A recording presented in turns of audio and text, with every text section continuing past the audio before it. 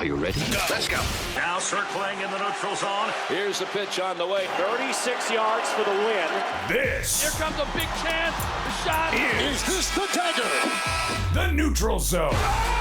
Home run. Good. This is as good as it gets. Now, here's your host, two-time Paralympian, Brock Richardson. What's going on? It's time for another edition of The Neutral Zone. I am indeed your host, Brock Richardson. Coming up on this episode of The Neutral Zone, we are going to be joined by CBC reporter and friend of the show, Devin Heroux. He stops by to talk about some of the biggest stories in the Paralympic community, including should the Winter Paralympic Games be conducted when they are, or should they be moved? Plus, we're going to talk mainstream sports, and I got a story about the Memorial Cup that just drives me a little crazy. So we're going to talk all about that later on in the program. I'm joined by Josh and Cameron. Here comes your headline. Neutral Zone headlines. Joey Johnson has been named head coach of Canada's women's wheelchair basketball national team. A Hall of Famer, 5-time Paralympian, and 3-time gold medalist, he now takes the reins of a program that has never been stronger. Joey will be appearing on an upcoming episode of this program, so stay tuned for that. And we'd like to congratulate Finland for winning the 2026 Men's World Hockey Championship. Canada finished a disappointing fourth during the tournament. So it's Finland played really well, and I'd just like to give out a shout out to my friend Lotta, who is from Finland and was here in Canada watching it, and she certainly messaged me to let me know that Finland won. So congratulations to Team Finland and congratulations to Lotta. The Kitchener Rangers and UC Sokis, who also happens to be from Finland, won the Memorial Cup. They went completely undefeated this year at the Memorial Cup, and they are a team who has been to 7 Memorial Cups in history, and in those 7 appearances, they have been to the final each of those 7 times, and they have won it 3 out of those 7 times, including this past Memorial Cup. So congratulations to the Kitchener Rangers. And as much as I'm excited to see the parade that's happening on Tuesday, I'm kind of like, I'm right downtown. This ought to be some fun past my door. So looking forward to hearing what goes on in a day or so. Those are your headlines for this week. If you want to get a hold of us on social, here's how you can do that. And welcome back to the Neutral Zone broadcast booth. Play ball! We're set to get this ball game underway. The first pitch is brought to you by Brock Richardson's X account at Neutral Zone BR. Strike!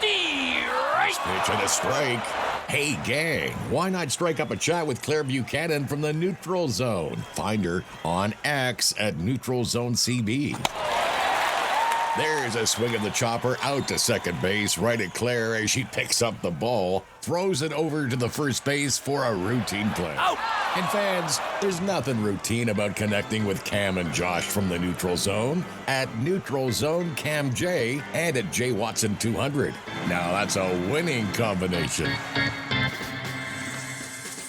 We are so very excited to be joined by friend of the show, Devin Heroux, who's here today to talk about all things in the parasports community. And with all the different news pieces that have come out recently, I thought, who better to ask but Devin? And Devin, before we get started, I have to ask you, all I have to say the week before is nice things, and voila, you appear. Nice to have you. It's like the Willy Wonka golden ticket. The band is back together. It is so good to be back. And yes, such wonderful things you said about me. In fact, I was back home in Saskatchewan listening with my mom, and we were sitting there in my hometown in the wake of having won this award that I know we're going to talk about in a second. And you should have seen how proud my mom was. And it was a really, really special moment for me, really a full circle moment to be back home where it all began, sitting beside my mom and you guys saying wonderful things about me. I'm honored, I'm humbled, and yes, I'm here. We appreciate it. So, Devin, let's get started. And as I understand, you recently were given the inaugural Leadership Award in wheelchair curling. So, first and foremost, congratulations on that fantastic honor. And what does that award mean to you?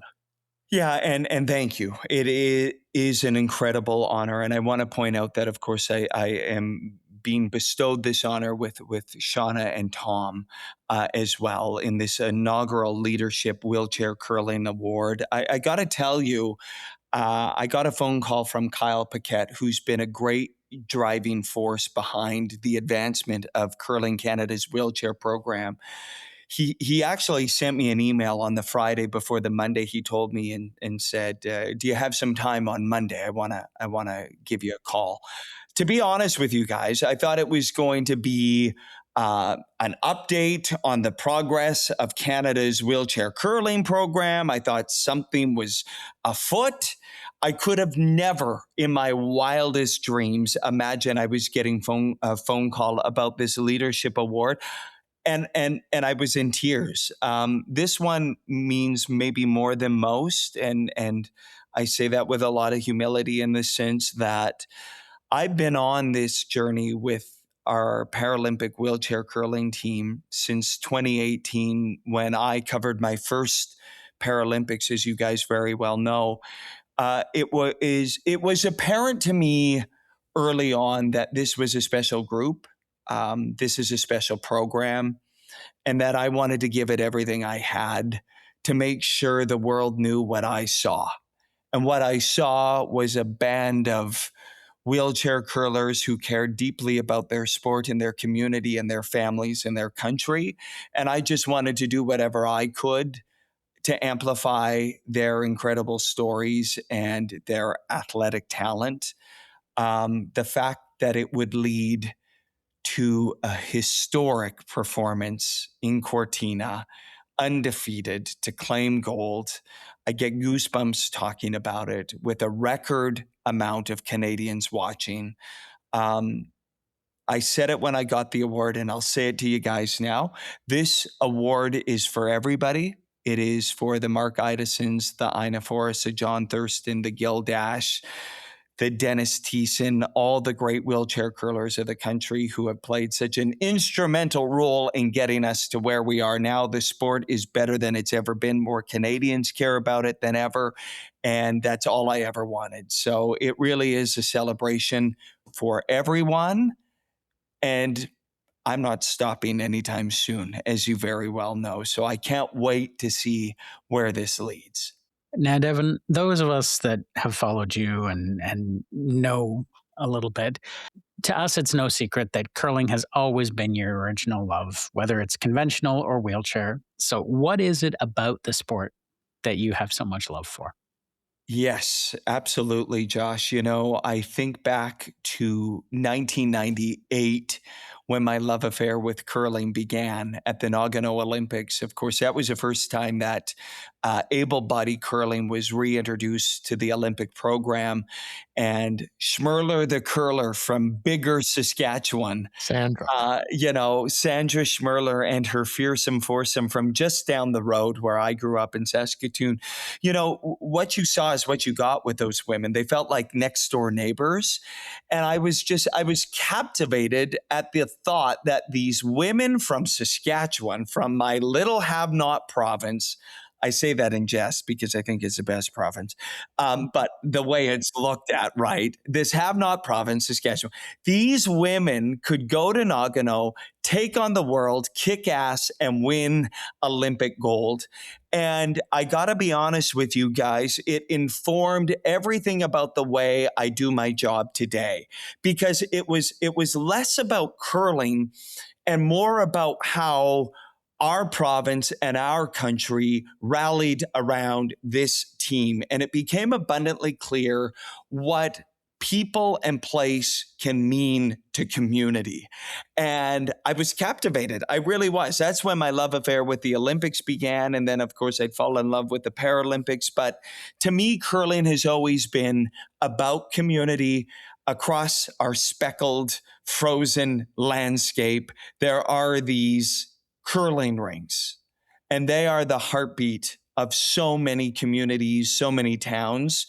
I think there's an important conversation to be had as we hit National Accessibility Week and celebrate that. There's a deep conversation that needs to be had about how accessible our curling rinks, our hockey rinks, our ice facilities are, because they were built at a time when maybe we weren't thinking about these things. But all of that said, they have been the heartbeats of communities. I love it.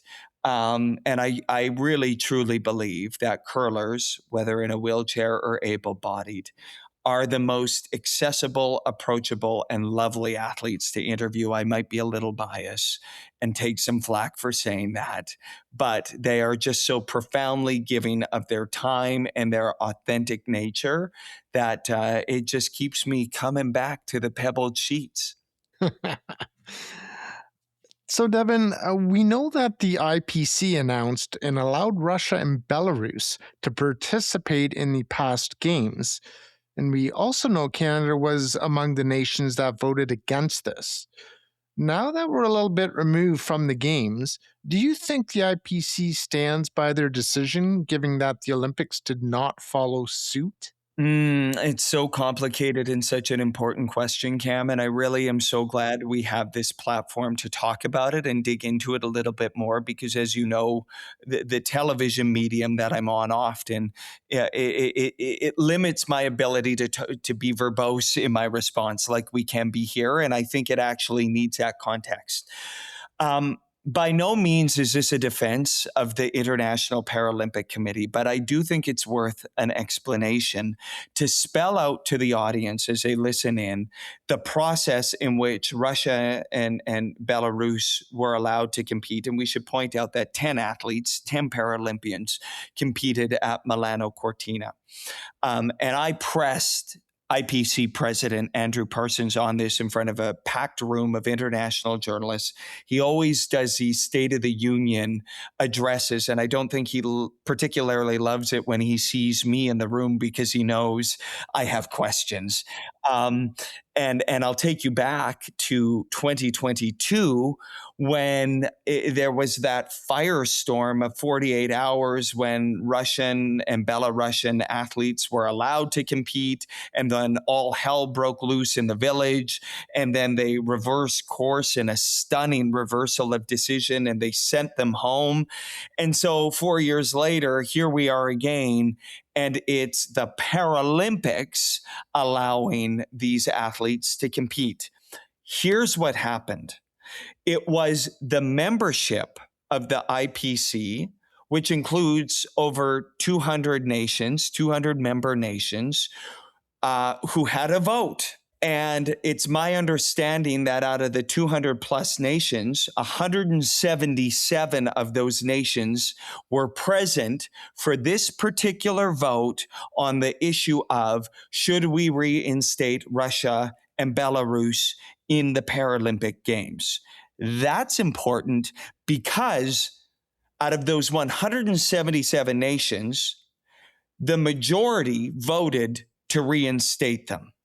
So it raises an alarming amount of questions for me. I'll list a couple that I put to Andrew Parsons in front of everyone, and media were captivated by our exchange in that room. The first one that I wanted answered was, and I can tell you this because I like to bring the goods. One of the high-ranking officials, I won't name him because I respect him, but one of the high-ranking officials for Milano Cortina came up to me after this press conference and shook my hand, and he said, "You get it. You asked the right questions, and thank you for answering them." Listen, Milano Cortina did not want to have to deal with this, so they were not happy for that to be part of the conversation for these games. My question was, why did the IPC feel it necessary to even have the vote, right? So it may have been a democratic process in that it was voted on by the member nations to let them compete. But why, in the first place, did they feel it necessary to even put that to a vote in the September General Assembly to be reinstated? I now understand that the question was actually, and there was a vote on 3 different occasions because it was considered an emergency question, or however the heck the terminology they use. It gets rather ridiculous and bureaucratic. But on 3 different occasions, they had this vote. So the first time it didn't come to pass, the second time it didn't come to pass, the third time it does, which raises the natural next question. Why do we not know the voting record of the nations? If you want to be so bold to reinstate Russia and Belarus, it's my belief that those member nations should have to reveal who they voted for and how they voted for if this is a democratic process. Here to that.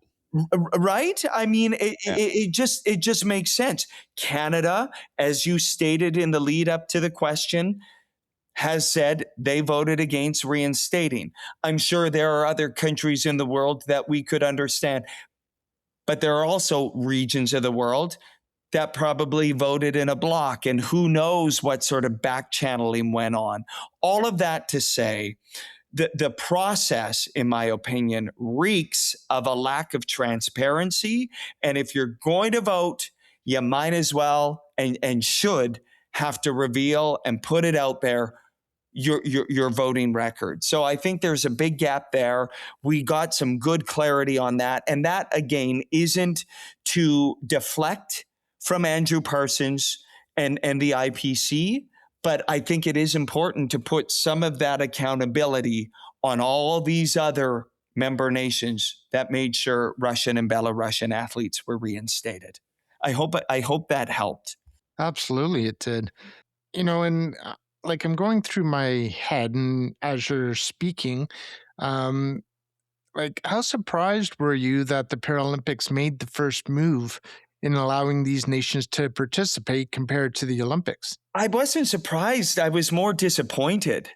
I was disappointed at the fact that we continually have this conversation every 2 years about Paralympics, Paralympic sport, para-athletes having such a small piece of real estate when it comes to exposure, to storytelling. And now, once again, another news cycle has to be dominated by something that has nothing to do with Paralympic sport. And they tried their level best to dampen down that storyline and get rid of it. But again, that opening press conference, there were once again too many questions about this issue. And I was so disappointed about the fact that the lead up to it had to be dominated by this.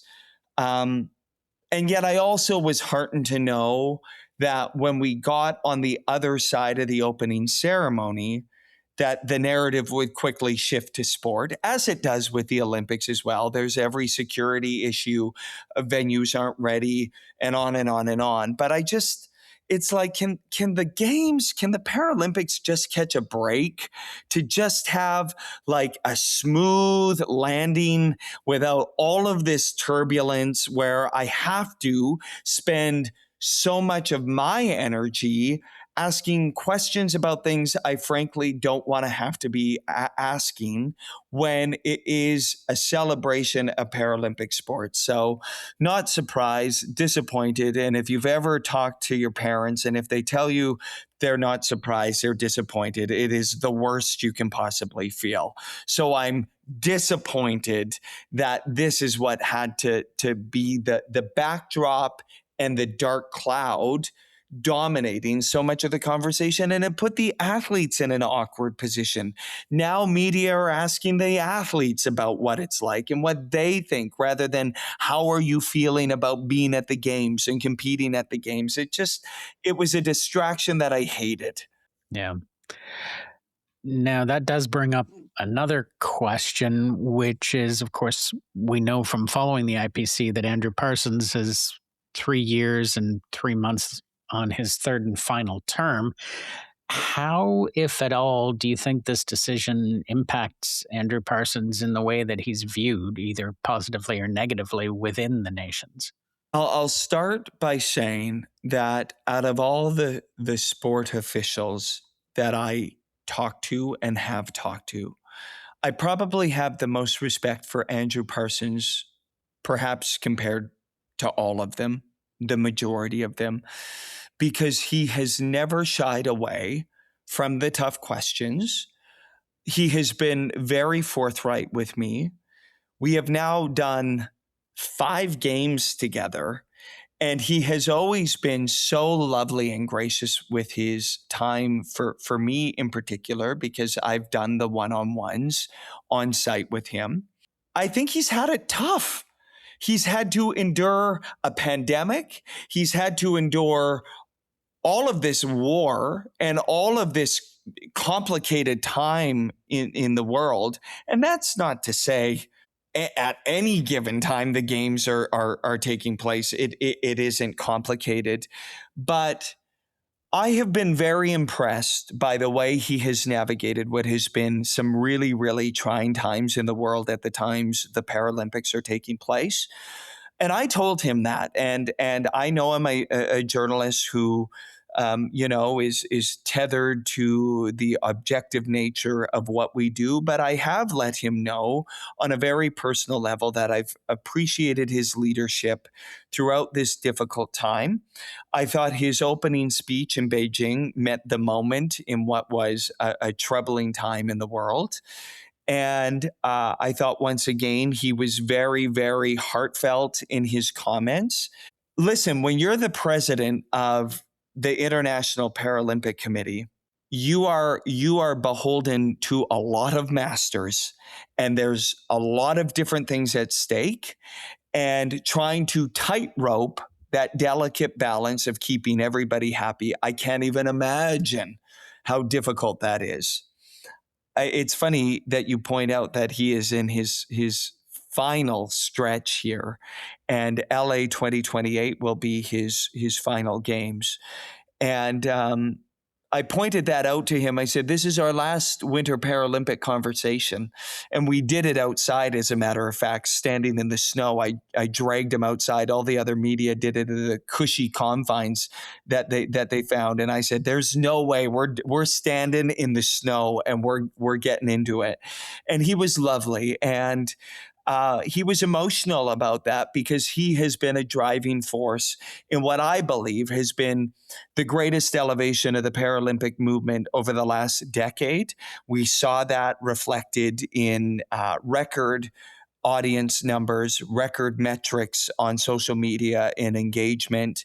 And I think that he has done, under his leadership, a fabulous job. And I'm looking forward to seeing where he's going next. I can tell you that he was in Toronto. He was in Canada last week. Unfortunately, I missed him. His handlers let me know he was around and looking to chat. But we had a great group of people at the CBC, and we have an extended interview with Anastasia Busis coming out tomorrow, as a matter of fact, and a story coming out as well. So I don't want to reveal any of what he said, but that'll tee up an interview with Andrew as he guides this ship in his waning hours as president of the International Paralympic Committee. It's been a pleasure doing all of this with him. Now, I know towards the end of the games, speaking of Andrew Parsons, you did speak to him, and I think we talked about it on the show with you before, about the idea of moving the Paralympics, so it wasn't necessarily affected by the weather for the Winter Olympics. Do you have anything more to say on that? I believe that they are serious about wanting to find ways to move it. Everybody knows how difficult that's going to be. It would literally take it was egregious what happened in Cortina. Those conditions, those athletes should have never been competing in. The para snowboard competition was a shit show. The para-alpine competition was a shit show. Kurt Otway, one of the greatest sit skiers on the planet, struggled at times to get down the hill with how slushy the conditions were. It was balmy. It was upwards of 15 degrees, you guys. Back in Toronto and across Canada, people were complaining about the snow, and I was in a short sleeve shirt living my best life. It was wonderful to report in. It was awful to compete in. And I think it's awful, and they got to figure it out, and it's going nowhere. It was the same way in 2018 in Pyeongchang. It's only getting worse. And so they are going to have to move the entire sporting schedule for this to work, right? Everything from the qualification windows to the Olympic window. So what do? You guys know the calendar better than most. Do you move the Olympics to early to mid-January and have the Paralympics at the beginning of February? Would a month make a significant difference? I think it would, because once you sort of get to, what was it, March 16th to the 6th to the 15th, like in these locations, and listen, we're going to the south of France, for goodness sakes, for the next winter games. You can only imagine how much the conditions are going to deteriorate. So in that interview, Parsons was sincere about starting serious conversations with all of the federations to move it. How selfish these federations are, how unwilling they are to come to the table, remains to be seen. Having listened to them, been on the ground with them, I'm not holding out much hope that this moves as fast as we all want to see it move. But they are looking at it, and it's my hope that they can figure it out, because it feels like an afterthought to put the Paralympians in those conditions, and it just it can't happen. Now, just kind of tag teaming off that, Devin, do you think that the Olympics would ever allow the Paralympics to go first? I hate that it has to be framed that way, right? I know, but I can't think of another way. No, I know, but Josh, I mean, you're bang on, right? Like there is this level of ownership when you say allow, right? That comes with the beast that is the Olympics and all the money and all the sponsors and partners that go with it. That is a reality check. I'm sort of saying, but not saying, but now going to explicitly say, I don't know if they are going to budge. And I don't know if all the partnerships and all of the hoopla and money and material things that go into that dance, those games, if they're willing to even consider it and entertain it. So, others have said, and I'm sure people who are listening are saying, well, just put it before. I don't know. What do you guys feel about putting the Paralympics before the Olympics? Is that a realistic thing? Well, I think it should be. Yeah. I mean, for me, I look at it as you spend 2 weeks after the Olympics to retrofit everything so that it's accessible. If you just make it accessible in the first place, then you don't have to worry about retrofitting anything. So you run the Paralympics, then you do whatever you have to do to the venues themselves, and then you hold the Olympics. But I can see it being two alpha dogs, and neither one wants to give up being the first one. Perfectly said.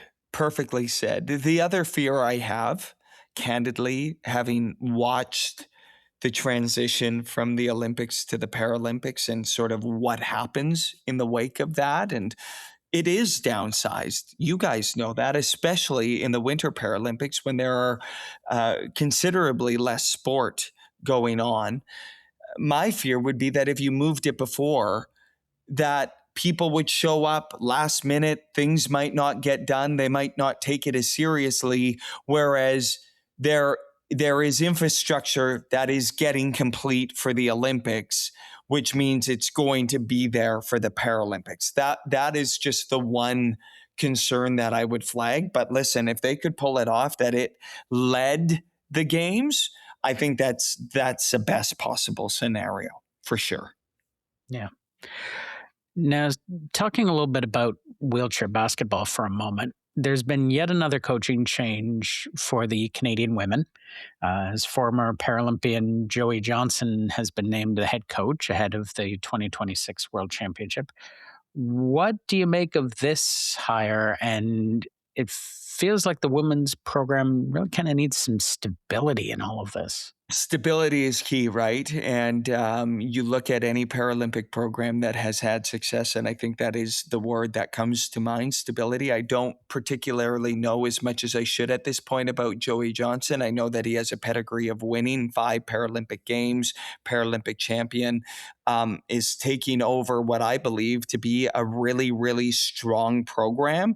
But the sense I got going back to the Pan Am Games, where that team had to scrap and claw their way into the Paralympics and did that. And then, in my opinion, probably should have won a bronze medal, but wasn't able to get the job done down the stretch. I think this is sort of a moment of reflection and a moment of what do we want to build as a culture?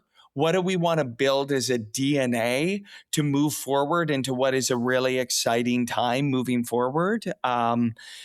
And so we're going to learn a lot, I think, in the coming days. One of the things I'm really excited about is sort of the emergence of 3-on-3 wheelchair basketball and how dominant Canada has been in that realm. As a complete aside, I'm getting ready. I think I might be over speaking here, but I don't care. I'm getting ready to spend some time with Katie Dandeneau in the not too distant future, which I always love, from Pender Island, British Columbia. I believe the best wheelchair basketball player on the planet. We know that, of course, Patrick Anderson was that for the longest time. I love that Canada is the home to so many wheelchair basketball legends. And so there was frustration. There was frustration in the wake of Paris 2024. And listen, all the power to Joey, all the power to that program, because they're going to be on full display in early September, home court advantage in Ottawa at the World Championships. And so nothing like being thrown into the belly of the beast, and I also know, I can tell you this, that I'm going to be going to the Commonwealth Games this summer. That's the first time I've said that publicly. And so I will be on the ground in Glasgow, and 3-on-3 wheelchair basketball is a part of competition. So I will be keeping a close eye on the program as well, and sleuthing and getting all the dirt and all the inside stuff on new coach, new direction for the program. And we'll have a better answer for you at that point. But in the interim, I think we should be patient. We should give it some time. And we should really be paying close attention to the Commonwealth Games and the World Championship in Ottawa at the beginning of September, to see the intentionality and the direction that this program has. I'm excited. Wheelchair basketball is without doubt one of my favorite para sports to cover. And I'll get to do that again over these next few months. That's so exciting. So very cool. Devin, I know, because we talked about it at the beginning of the interview, that you listened to last week's episode, and we're so grateful for that. But one of the things that was posed was, if I was to ask you, what could you do better in order to cover the Paralympics, and we would be curious what you would say. And Josh said, he'd probably have a laundry list of things. In an interest of not having the entire laundry list, but how do you react to that? Like, what do you make of some of what we said regarding that, and what would you add to that as a person who literally is in the belly of the beast, games in and games out? It's such a good question, Brock, because it's so interesting that as you were showering me with praise, and I didn't know that the question of what would you improve, what could Devin improve, was coming. The whole time you were showering me with praise, all I could think about is what I could improve. And so it was a wild experience and roller coaster ride to listen to the whole thing. And I heard Claire's comments loud and clear about the incorporation of para athletes in our coverage. It's something I want everybody to know that in the background that I've been pushing for a really long time, because for as much as I bring my curiosity and my interest to parasport, I don't know it. I don't have the lived experience, and we need that. We need that voice. We need that perspective. And I was really proud of the fact that we had 10 para athletes on our Milano Cortina Paralympic coverage. Steph Reed, the host, Yeah, a CSA for best host. absolutely. Pretty spectacular. And, Claire said she would love to see more of that. And I absolutely agree. The tricky part for me is when they send me out, I'm usually moving around and sort of like this one-man band that it's like, how do we do that? And well, you're going to see how we do it, because at the Commonwealth Games, it's happening. That's my teaser. So I wonder if I can say who it is. I don't think I can. Oh, come on. You know you want to. I do, but I actually don't know if I'm allowed to. All right. Well, we don't want to get you in trouble, because we want you to come back on the show again. Listen, every time I'm on the show, I get myself in trouble because I say a lot of things I shouldn't. But what I can tell you is that our Commonwealth Games coverage for the first time ever will have myself and a Canadian Paralympian on the ground with coverage from start to finish. We'll have 2 crews, and I am over the moon. And her and I, that's as far as I'll go with teases. Exactly. Her and I will have you covered. So that I want to acknowledge. More para voices in our coverage. Josh, I heard you loud and clear in split focus, and you're here and you're there and you're everywhere. And I wish there were 5 of me, because you were bang on your point. And I can't remember what specific example it was, or maybe you couldn't remember this specific example, but there was something that I was doing that I wanted to dig more into and had to sort of parachute out of that and get on to the next. I hate it. And I can be a really insecure person when it comes to my coverage. That's a really vulnerable thing, because I do care so deeply about the people that I tell stories about, to the point where we are in this industry as journalists where it's very transactional. I come in, you share everything, I take everything, and then I share it with an audience. And that part of the job has never sat well with me, because I've always wanted to not just sit for an hour. I've wanted to, like, let's have a weekend, let's have a week, let's get into it, let's have dinner, let's break bread, let's do something more tangible and meaningful. And I honestly have had to work through some of that with a therapist about what this job is like, to be so deep and so present and connected with an athlete and then leave. And that's a really hard thing. And it's something that I grapple with on a day-to-day basis in my coverage. And when I do get to go to a Paralympic Games, and Josh, this is kind of like a therapy session right now, in the sense that maybe that's why I have fallen so deeply in love with the Paralympics, among many other things, is that it's so many of the same athletes over and over. And the fact that I get to go to those games and have the privilege to go to those games with the same people and rekindle those connections, and not only ask about how they are, but how their family is, and then see their family, and the party we had when the wheelchair curlers won Paralympic gold in Cortina, and be with the family and friends. It was like, yes, this feels right.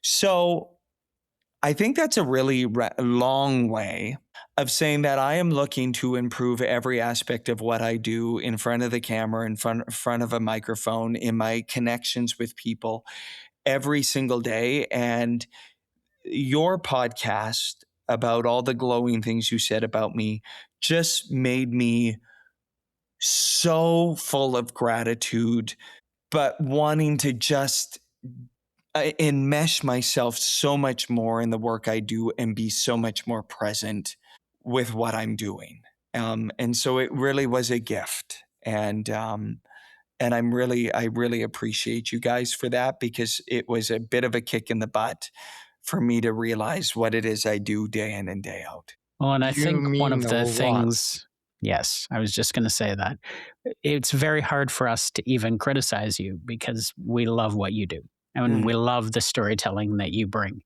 because these para athletes, they don't get their stories told by anybody. So to have you do that is very meaningful for all of us in that community. So I certainly hope that you don't take any of it as true criticism, because really Brock put us all on the spot with that question last week. It was rather unfair, but that wasn't on the script apparently. Yeah, so I loved it. I thought it was fair, and it was constructive in all the best ways. And like I said, as I was listening to the show, I messaged Claire immediately. I said, "Let's grab a coffee. Let's dig into this more." I knew that I'd be talking to all of you, so I didn't reach out. We could do it live. We could do it in real time. I took it in the essence in which it was shared, and that was of goodwill. And like I said, I feel so blessed to have that experience and allow me an opportunity to go, you know what, I could have done that a little better. And I was thinking of stories and interviews and all of it. So it was fantastic, and has me really motivated to continue to give it my all as I cover the Canadian track and field trials that'll take place in Ottawa. I'll be on the ground for that. A lot of great para athletes there. I'll go from that to swimming trials, incredible para swimmers there. I'll then go to the Commonwealth Games, and on and on and on. So if you think that the para coverage is slowing down, it's actually doing the opposite. It is ramping up in the heat of the summer. That is wonderful news, because I will actually be at those trials as well. I'm competing, so. Yes. Shot put, javelin, and discus. Let's go. Okay, well, I'm going to be ready with some hard-hitting questions. As you should. So, Devin, thank you so much for being vulnerable, for always speaking to us. And I just want to wish you a happy Pride Month, because it's the start of Happy Pride Month. And to all of our LGBTQT plus listeners as well, happy Pride to everybody.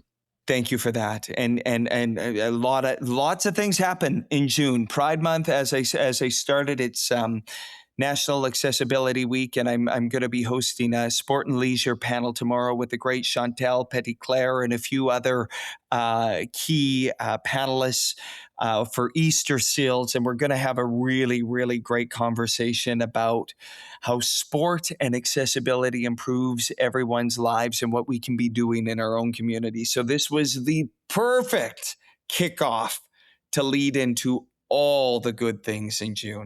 Always great to be with you guys, and I really appreciate you. Devin, we love you. I took the easy answer away from the panelists of don't tell me he can't improve, because I know he can. And it drove Josh insane, as you could tell last week. But I took it away on purpose because I knew we could have a real meaningful conversation. We love you. We appreciate you. Thanks so much for coming on in literally under a week from this. We really appreciate you. And until next time, we'll talk again. Love you guys. Thank you. It's really kind of cool the way we do the podcast. We kind of record it in chunks, to be honest. So we record the first part, and then we wait for Devin, and then we record the second part. And then to a man on this panel, before I hit record again for this third and relatively short segment you're going to get, we all kind of stopped and said, let's take a breath, because Devin just came and just gave us a whole bunch of great information. Always good with his time. We appreciate him, and we love him so very much. And to hear his mother was, so gung-ho about the pod last week and just what we did. And it really was off the cuff. It really wasn't planned necessarily to talk about Devin, but it just happened in such a wonderful way. So we appreciate Devin very, very much in the time that he offers to our program, and he will offer more in the future. The 2026 Memorial Cup game between the Q and the OHL, it came with some interesting things in it. The game where if Kitchener won, they went directly to the final, and then if they didn't, they would fall into the semifinal. Well, they ended up winning, as you know from our headline. And we do know that, unfortunately, Christian Humphreys of the Rangers was stepped on 3 times by Jordan Turney with his skate in a battle in the corner. I did send you guys a copy of said video, and the commentators were not shy about what they said regarding this, and that it was gross, it was not cool, they weren't happy about it. What was your reaction to this when you saw it, either based on what I sent you or hearing about it in your own circles? Cameron, start with you and we'll go straight over to Josh. It was absolutely disgusting. He took his skate blades and he was like stepping on the other guy's like ankle. And yeah, you have a skate on and that's going to protect you a little bit, but that's just disgusting to do that. Like, there's no reason to do that. You're battling for the puck in the corner and then you're trying to step on the guy's like ankles. And like, my God, if it went through, then he could be like severely injured through the skate and the skin and like, cut his ankles. So yeah, I didn't think that was very smart on his part. And I hope he gets suspended into, I guess, the regular season for next year, because it's over for that team right now. I guess hockey's over because Kitchener won the cup. So I hope he gets suspended for quite a while for next year. From what I gather, he's off to the NCAA next year, so I guess he'll be their problem. I understand in theory, based on his statement given to the press after the game, that he is trying to spin this as, I was trying to step on his stick, I was trying to get the puck, I wasn't trying to step on him. The video is clear. There was no attempt to get to the puck. The stick was not in a position where whatever he thought he was doing was going to be effective. We've all seen battles in the corner where guys try to push the puck loose with their skate. No one is taking a step and stomping on somebody else. It just doesn't happen. It was quite honestly disgusting, as Cameron said. It's cowardly. It's not appropriate behavior. And I understand that these are younger players in terms of the fact that they're in junior hockey, but everyone learns what to do and not do by the time you get to that level of hockey. There's no excuse for what happened. Damn well knew in the first place. And if there isn't, there should be a penalty. If you're using your skate to try to step on a stick and break it, there should be some sort of penalty for that if there isn't already. I just don't know what it would be called. I assume it would be unsportsmanlike conduct at minimum. Yeah, that's a good classification. I mean, this narrative of I was removing the stick. No, your skate was directly going on to Humphrey's ankle, and not once, not twice, but 3 times. Like, I posted it on social media and I said, there's no place for that in hockey at all. I understand, there's incidences that have happened where guys will, in the heat of the moment, they'll be battling in the corner and skate gets a little too high and unfortunately gets in someone's leg. But this was a very, very blatant attempt at trying to end this person's season. And thankfully the Kitchener Rangers player got to play in the final. And at the bottom of his statement, which I almost puked when he said, I'm glad he's not injured and he can play in the final. That's what you have to say and that's what you need to say in those moments. But it was also helped by the cue to try and do that. And I might make an unpopular opinion here on this, but the QMJHL came out and did what they had to do and said, he's remorseful, he didn't mean to do it, but please, refrain from the hate and the messages that aren't kind. I'm gonna say though, when you make an action like that, the way that he did, you're kind of gonna get what you give here. And I'm not saying that people should make hateful comments, but like at a point, people need to say what they say because somebody's got to stand up for the player, and the team did. But I also would sit there and say, well, you kind of deserve what you got on social media a little bit. If it went on for days and days after, maybe that's a different story. But in the moment, I think people should be able to speak their mind. Josh, start with you on that if you have a comment. Yeah, I mean, people should be able to speak their mind. I think what they're trying to avoid is the pitchforks and sort of the lynch mob mentality, if you will, which can sometimes happen in stuff like this. I read some of the comments that were below the video there, and a lot of them were similar to our own, in that we think he should be suspended. We think there's no excuse for that behavior. Other people want him thrown out of hockey permanently. That's maybe a little excessive, but there's got to be some sort of I don't know if you call it anger management, but there's got to be some kind of lesson taught to say, like, this is not acceptable behavior in any level of hockey, because evidently he missed that lesson wherever it should have taken place. I'm all for speaking your mind, but I also know, and we've all experienced hateful comments from people that are uneducated. So I would never want to see him, stalked or hunted or excuse me, anything like that. But there certainly has to be some sort of discipline. And I would certainly hope that any team that's looking to bring him in, whether it be the NCAA or the NHL when he's NHL eligible, would have a long, serious talk with him about what did you learn from this, and tell us you're never going to do this again. Yeah, it's wrong to wish harm to somebody, like the lynch mob, that mentality that Josh was talking about. I don't condone that, but for talking about what happened on the ice and that it's disgusting, that it was wrong, you stomped on the guy not once, not twice, but 3 times, and you didn't realize it. Like, come on. So comments like that, I don't mind, but yeah, definitely not the lynch mob mentality. I think that's wrong in any circumstance.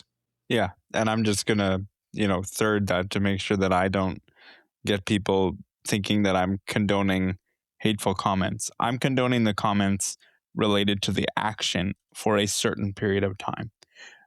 I think, in the realm that they are in, you are subject to what people and fans think, and so you are allowed to speak your mind, but it does have to remain in the lines of, you're not talking about, I'm gonna murder this person, I'm gonna hurt them, it's got to remain in some form of kosher societal actions. And I agree with both of you. Most of the comments that I saw were, this is disgusting, this is wrong, should be suspended, whatever. Do I think wherever he goes in the future, do I think that they're going to say, well, you're going to be suspended for X number of games? No, I don't. The most that's going to happen there is they're going to say, you're not going to do this again. He's going to say, yep, I know I was wrong. Maybe send him to a couple of classes if you feel so obliged.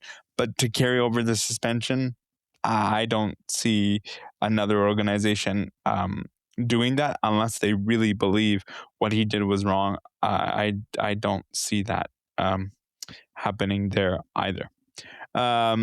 couple of things I just want to squeeze in the last couple of minutes.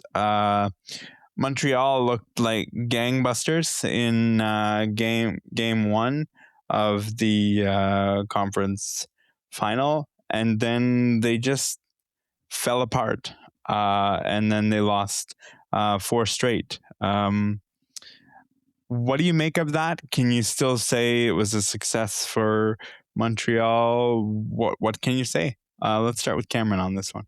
Yeah, they had a great season, Montreal, and I think that was a very successful season. That's second time they've made the playoffs in as many years, I believe. So, yeah, very successful. Trying to be objective, although I am a Leaf fan. I think they had an easier path than the Western Conference of getting to the Eastern Conference final. However, I'm glad that they didn't make it to the Stanley Cup final. Being a Leaf fan, I never want them to win, so I'm biased, and I'm not afraid to admit that.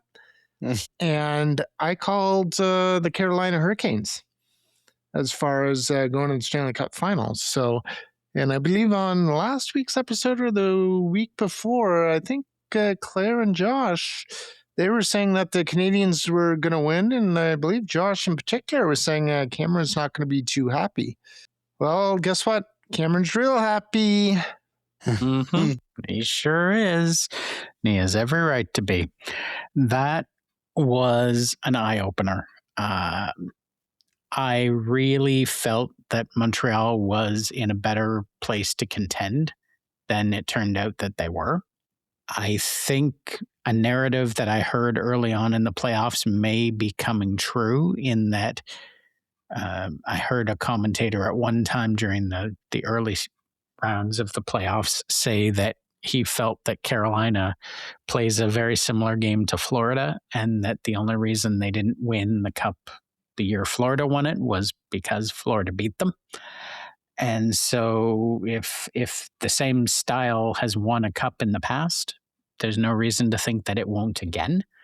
We haven't gotten to it yet, but I do think Vegas is a strong opponent, but I'm not ready yet to say that I think it's going to be Carolina or Vegas, because I'm just not sure. That's fair. I will say this. I think Rod Brindamore, who is the coach of the Carolina Hurricanes, was baffled after game one. And then Martin St. Louis and the Montreal Canadiens were baffled the rest of the series.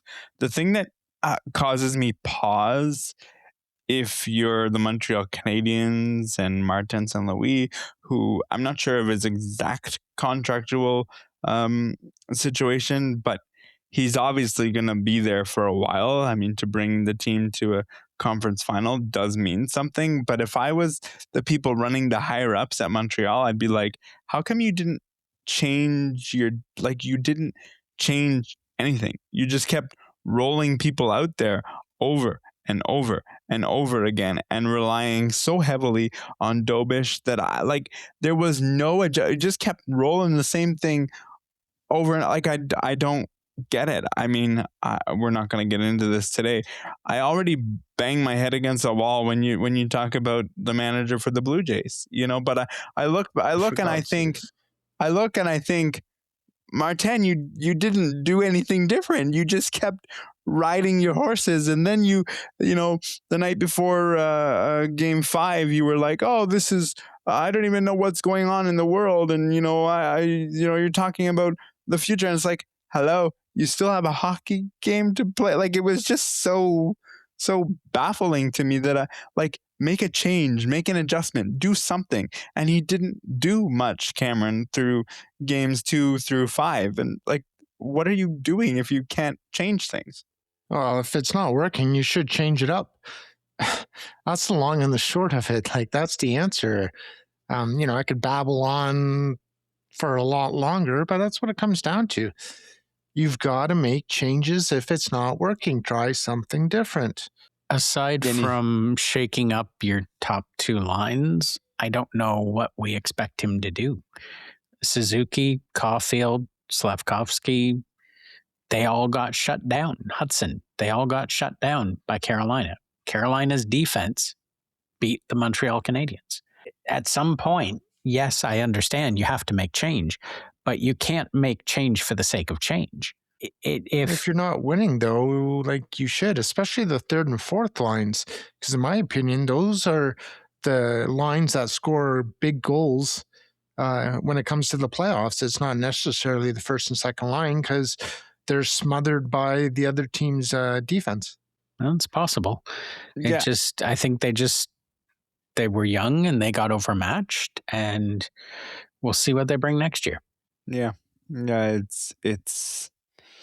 It was just bizarre, and I think I watched it from a less, like, I don't really care who wins in the Eastern Conference, the Western Conference. Don't really care. I'm watching as an observer, and I just, because I'm watching with less emotions. I'm watching and I'm going, do something, even if it's unconventional. Do something like move someone somewhere instead of doing the same thing. But I digress. Josh, I did hear you in that you're not really ready to declare a winner in the Stanley Cup final. So Cameron, thoughts on the Stanley Cup final? What are you looking forward to? What not? And then Josh, if you've got anything you want to add, then feel free. Carolina's going to win the cup. That's Cam's pick right there.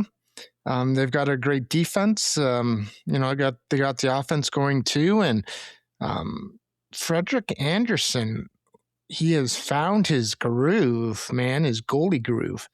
So I don't know what's going on there, but he's found his goalie groove, and yeah, I just hope they obliterate Vegas. And I think we all know why I want them to obliterate Vegas. I think that may have to do with a certain Mitch Marner, but I digress. Be correct. Yes. See, I, on the other hand, have said for a long time that if we let Mitch Marner go, then we have to be prepared to see him succeed elsewhere. I think there is a chance he could succeed this year. But having watched Carolina storm back and win all but one of their games in this postseason, it's hard for me to argue with Cam's pick. I think it's very possible Carolina could win the Stanley Cup. I hope it's not a sweep. I would like to see some good hockey. I would love to see it go 7 games. I don't think it will, one way or the other. I don't have enough knowledge about Vegas to be able to say, how will they play against Carolina. So I'm good with Cam's pick. I would like to see Marner at some point win a Stanley Cup. I won't say it's this year, just to keep the waters somewhat calm. But I think we have to prepare ourselves that one day he will. Wow. I could make an argument for both teams. Exactly. I think if anything, Vegas could win because John Tortorella seems to be whispering the right things into his team's ear, and one would argue that he's a really good short-term coach because he can light the fire, have success, and then sort of run the other direction. I don't think John Tortorella is one for long-term success with Vegas. If I'm wrong, I will stand corrected in some form because it's very difficult for me to stand, but I will stand corrected. If that happens, we'll see. Carolina, they've got to learn from game 1 of the Eastern Conference final. You cannot come out flat like you did in game 1. If you come out as flat as they did in game 1 in the Eastern Conference, good Lord, Vegas is going to smell blood and run all over it. So it's going to be a very fascinating game. There's reasons why I would like it to be a long series because I would like to see good hockey, and there's reasons why I would like it to be a short series, which are personal, and that's just how we are and where we are right now. Josh, I see the smile. You know exactly why I'm saying what I'm saying, which I cannot say publicly, and Cameron, you probably do now as well. But it's just life, and enjoy it. It starts today. If you're listening to the podcast on Tuesday, 8 p.m. Eastern time, and it's going to be basically 2 weeks of who knows what kind of hockey. So enjoy, and it'll be fun. And then next week, we'll be talking about what's gone on, and maybe we'll touch on the Blue Jays. I don't know. We'll see where they are at that point. John Schneider and Hoffman. I'll leave it there for today. We thank Devin for lots of great content today. We thank Cameron and Josh, and we also thank our technical producer, Mark Aflalo. Stay tuned for next week, because you just never know what happens when you enter the neutral zone. Be safe, be well.